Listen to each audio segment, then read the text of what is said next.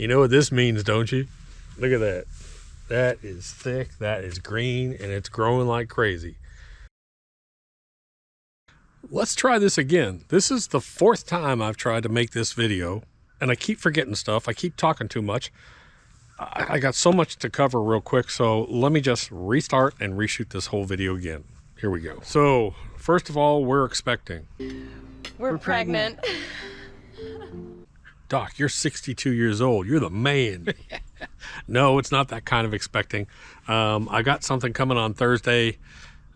I'll talk about that in a minute. Can you believe I am using a lawn service this year? Oh my God. Oh my God. I'm having someone actually put down the treatments for me. I'll explain that in a minute. Pre-emergent. It's that time of year. In 5 days, I'm supposed to put it down. And now all of a sudden, the temperatures have gone from cold and all of a sudden they're shooting up. This is annual ryegrass. It's growing like crazy right now. We'll talk about soil testing real quick. We're going to talk about pre-emergent. We'll talk about the Jumpstart program. But before I do, just remember, you have to get the lawn guides. Go to freelawncareguide.com. That's the Cool Season website. At the top, there's a link to the Bermuda website and the Zoysia website. There are 3 independent websites that we built for you guys years ago. Over 3 million people have used them. And you know why they use them? It's because we don't want your information. We don't want it. You don't sign up for anything. There's no emails. There's no app. We don't use it as a marketing thing to send you emails every 2 days like Bass Pro Shops or something. Just use them. They're up. But bookmark them so you don't use them, lose them. So many of you guys have made comments and said, Doc, I've been using your lawn guides for years now, and I have the best looking lawn in the neighborhood because it just breaks it down easy. The calendars are there. Just use them. There's product links. If I'm talking about something, you can go in the description below. I will put one link. I'll link to that page. I'll have products on it. It'll have the lawn guide on it. If you want to sign up for our email list, sign up for our email list. But everything I know I'm going to forget this, so let me deal with this first. Soil testing. This is the time of year you need to get your soil testing done if you're going to do it. It's kind of critical so that you're going to have to buy some products coming up here shortly, and you need to know what to buy. So do you have high phosphorus in your lawn? You need to know, okay, I need to buy PGF Complete, but 0 phosphorus. You need to know what's going on in your soil. Get a test done. You still have time to pump down some lime if you have a high pH, or excuse me, a low pH. You can still pump down some lime. So get your soil test done. Personally, I use Clemson because I have to do so many soil testings. I'm getting ready to do mine. I've got 3 fields. I've got the back lawn. I've got the pond. I've got the gardens. I got to send off like 10 samples. And I like Clemson because you can put it all on one sheet. You can use your local ag office, or if you want the online soil kit, I link to it on that page below too. All right, so real quick, let's talk about pre-emergence. First of all, if you have brand new sod, you do not want to put pre-emergent down until you've had at least 4 or 5 months of good growing period. Pre-emergent basically stops roots from growing and developing. So if you have brand new sod down, you don't want to put pre-emergent until those roots are established. Give it a good, healthy growing season, warm season, sun out, 3 or 4 months. You want those roots to establish. But for me, my official date for pre-emergent is March 15th. So I always say in the lawn guide, we talk about our split program. And I say come out 2 weeks earlier than that because you might have something like this happen where temperatures shoot up. So in 5 days, I'm supposed to put it down. And then in about 4 or 6 weeks, we hit it with a liquid that not only has pre-emergent capability, but it has post. So if you miss some small crabgrass, it'll actually kill that young crabgrass as well too.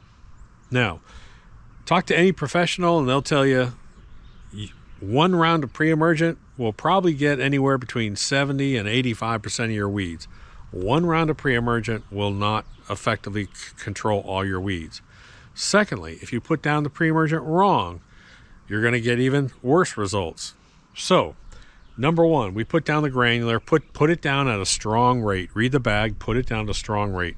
The number 1 rule I always say is put it down on dry soil. You cannot put pre-emergent down on saturated soil. You put it down on dry soil. So I've had sunshine for 3 or 4 days. I can put my pre-emergent down, and the first thing I do is I water it in, water it in, water it in. You want that pre-emergent at least 1/4 of an inch in the ground. So if a rainstorm comes by, it doesn't wash off, and all of a sudden you got weeds popping up. Got it? That's one of my number one rules. Timing is critical. You want your pre-emergent down when your seeds are germinating.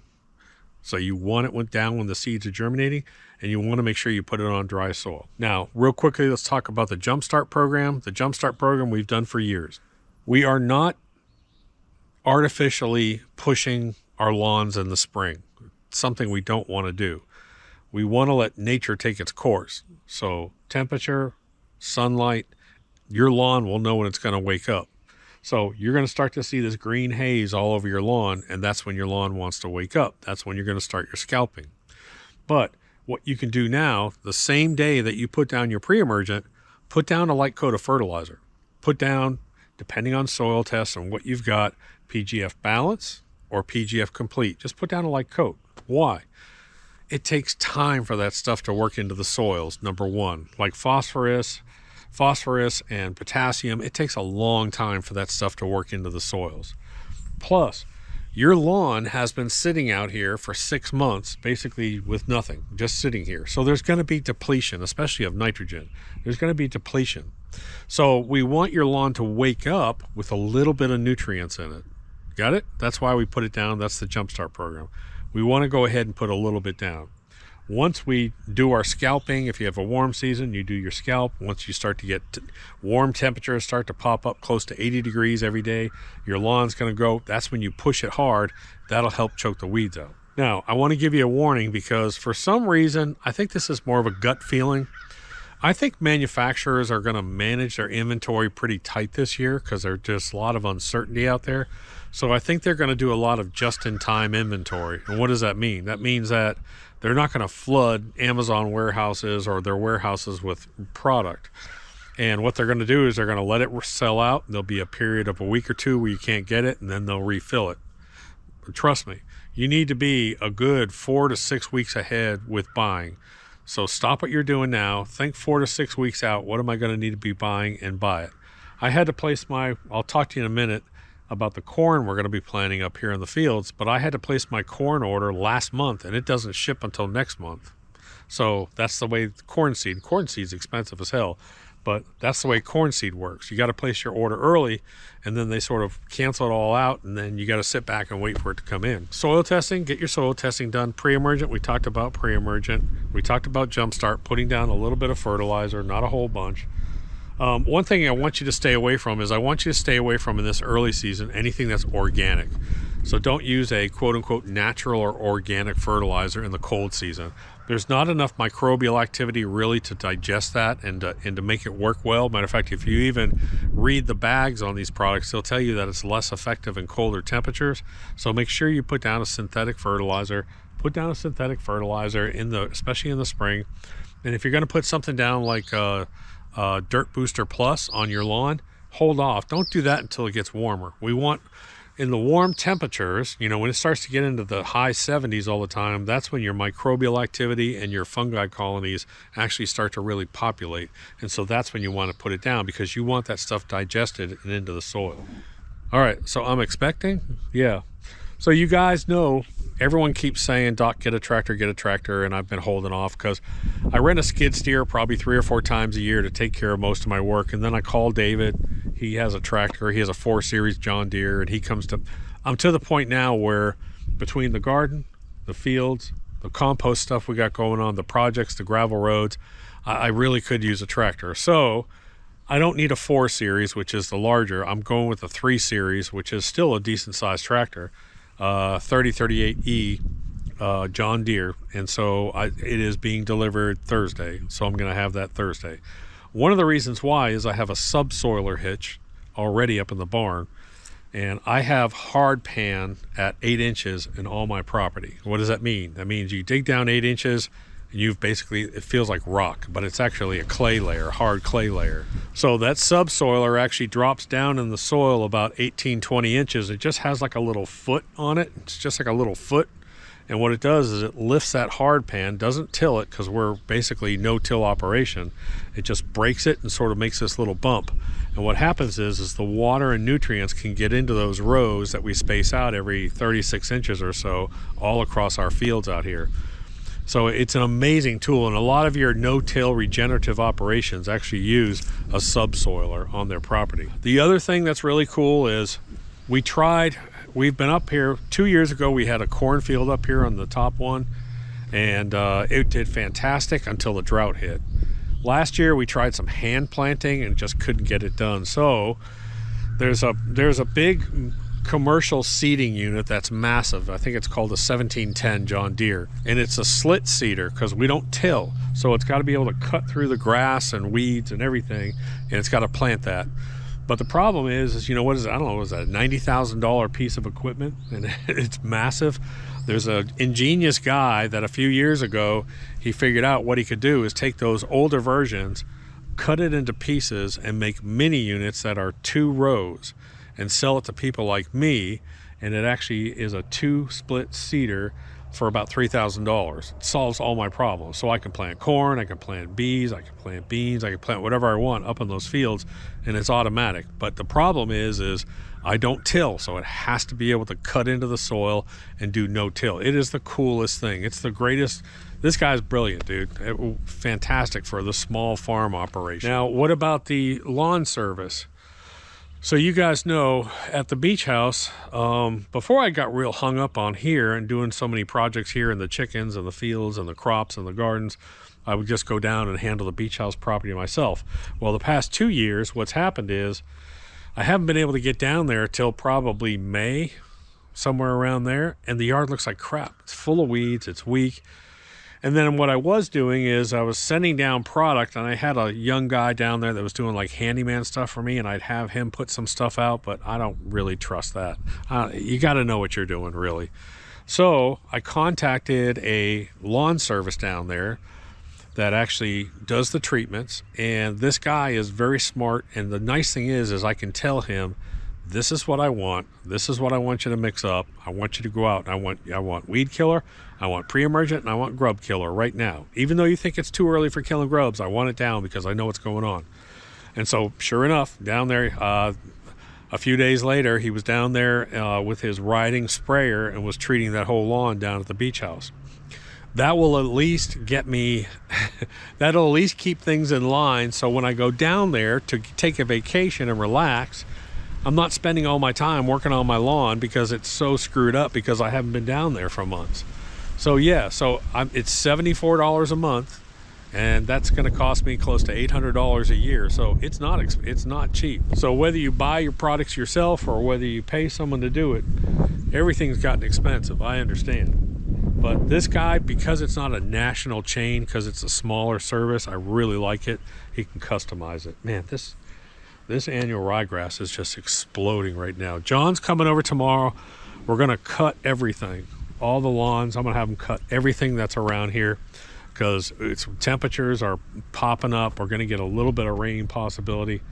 But in a minute, I'll go up and I'll show you those fields up here if you want to stick around, and we'll go do chickens and just basic stuff. So here we go. These girls are so spoiled. They see me coming. What are you guys doing? What are you guys doing? They know I'm going to give them a treat, so I'm just up here daily. I come up here, I just go to my garden and I pull radish, I pull turnips, and they get their greens. They get their greens every single day, so they absolutely love it. So let me go feed them.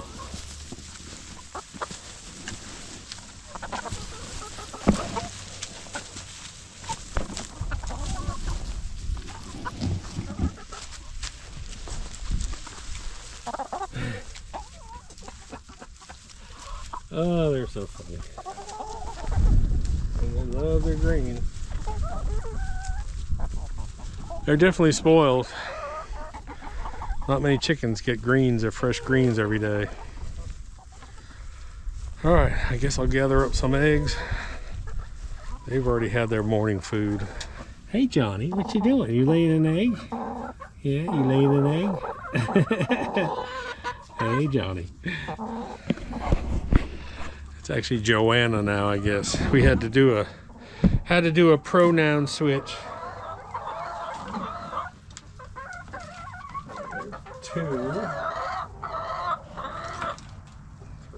Hey, pretty. Look at that. They're so pretty. They're so clean. Roll out nesting boxes now. What you got under you? Huh? What you got under you? Oh, you got a big egg there. Got any more coming back in here already? Oh, we got eggs everywhere.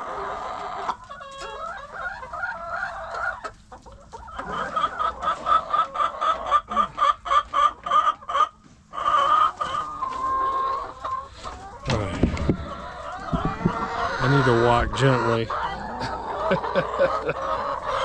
I got all the eggs in here because I didn't bring my egg bag with me. I don't want to break them, and I got to get to my UTV without breaking these things. I guess I need to shut this door too. Watch out, girls. Just need to get them back to the house. There's 2, 4, 6, 8, 10, 12, 14, 16, 17, 18, 19, 20, 21 so far. That's what I usually get. 21 eggs by about, it's about 12:30, and then I'll pick up a couple more later in the day. Pretty cool. Anyways, guys, that wraps it up. Hope you enjoyed it. Talk to you later. Dot.